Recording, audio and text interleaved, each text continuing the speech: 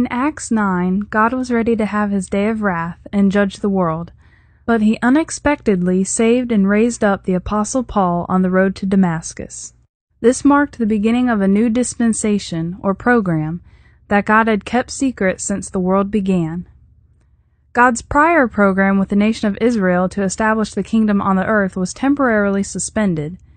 This present dispensation in which we are now living was a secret, or mystery, meaning that it was never known about previously. In all of the Bible, from Genesis up to Acts 9, this dispensation was never once mentioned. This dispensation is separate from God's time-past program with Israel, and there are several differences between these two programs.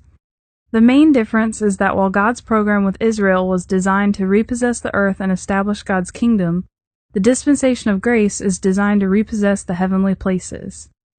God revealed to Paul his plan to repossess the heavenly places from Satan, the prince, the power of the air. The revelation of this dispensation blindsided Satan, since up to this point God had only talked about repossessing the earth. Now, having revealed that he would repossess both the earthly and heavenly realms, God proved that he would defeat Satan and be the one and only Most High God, possessor of heaven and earth. Another major difference is that today, God is not dealing with Israel as his chosen nation. Instead, he is dealing with everyone on the basis of his grace. Jews and Gentiles are not separate, but one, with no difference between them. The Apostle Paul notes that the gospel message for eternal salvation is offered equally to both Jews and Gentiles.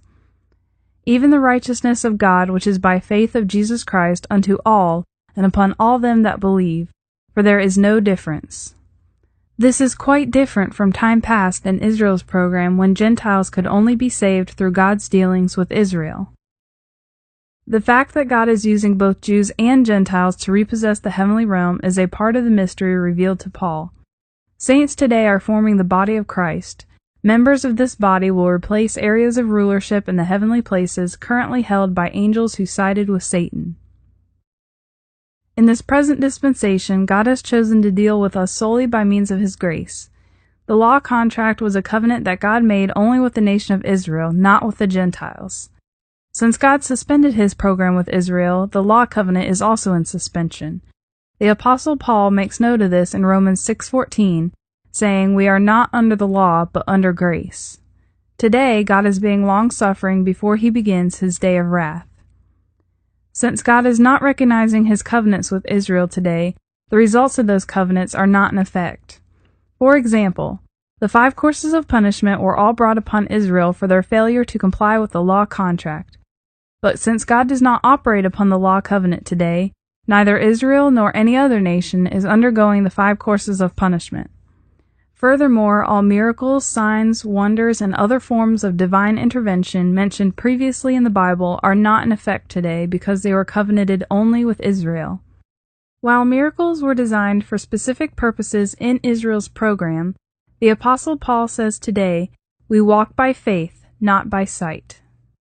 However, God does perform something much more powerful in our inner man. Today, God offers us the chance to be educated as his sons. As Paul says, all the things of this world are not worthy to be compared with the glory which shall be revealed in us. This dispensation of Gentile grace is only temporary. God has still yet to fulfill some of the covenants he made with Israel.